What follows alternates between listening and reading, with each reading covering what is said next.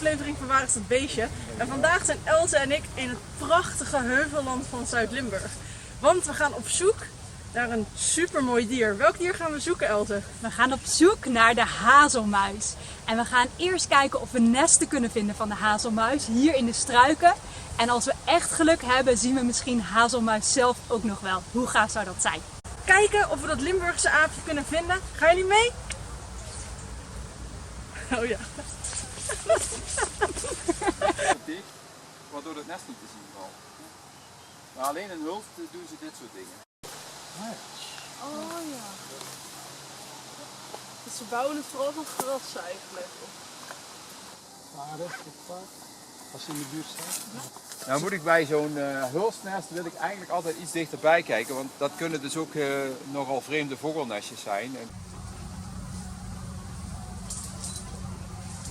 We hebben net een hazelmuis gevonden. Hij kwam uit zo uit een nestje lopen. Ze zaten er met z'n tweeën in. En nu zit hij zichzelf lekker te poetsen. Hij is eigenlijk heel erg relaxed. Ze vertrouwen erop dat wij niet de bosjes ingaan. Dat is natuurlijk een veilige plek. Dat werd ons net verteld.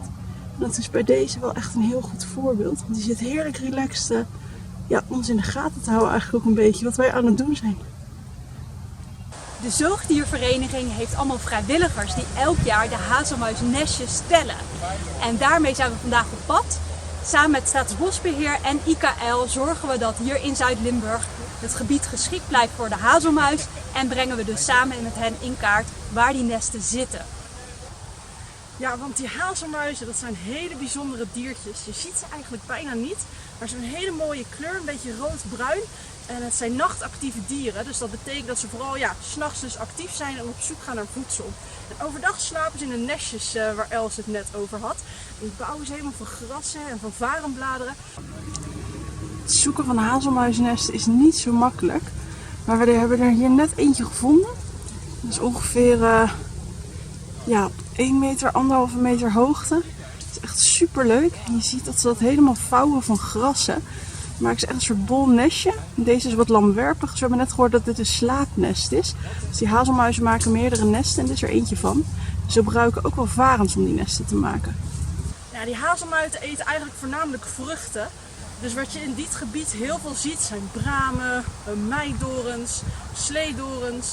En hoe heet die met die oranje bessen ook alweer? En lijsterbes, hazelaars, die lusten ze ook. Dus allerlei noten, vruchten, daar zijn ze gek op. De hazelmuis wordt ook wel het Limburgse aapje genoemd. Het zijn fantastische klimmers en als je ze door de bramenstruiken ziet schieten, zouden wij ze nooit bij kunnen houden. Want ze hebben zo'n goede coördinatie dat ze hun pootjes precies tussen de bramenstekels eigenlijk neer kunnen zetten. En ze hebben ook een soort extra, hun vingertje staat net anders. Het lijkt net als ze een duimpje hebben.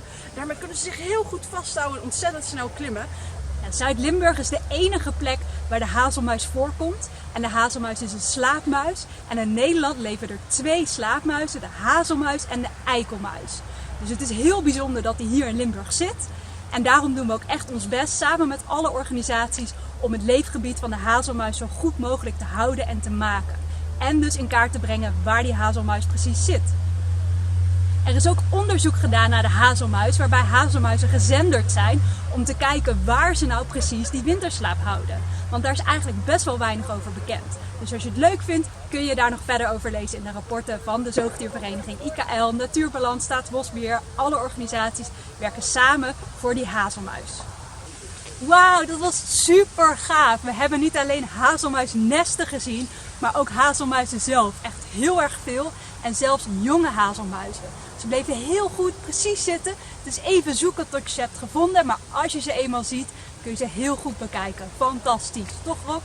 Het was echt super gaaf, een experience of a lifetime. Els en ik raden het je allebei aan. Kom lekker een keertje naar Limburg. Geniet hier van de natuur. Het is ontzettend mooi. En als je hier in Zuid-Limburg bent, kun je zelfs op zoek naar een hazelmuisnestje. Je weet nu hoe ze eruit zien. Makkelijk is het niet echt. Maar als je er dan eentje vindt, is het des te leuker natuurlijk. Ontzettend bedankt weer voor het kijken. Wij hebben genoten. En hopelijk ben je er volgende keer weer bij onze nieuwe aflevering.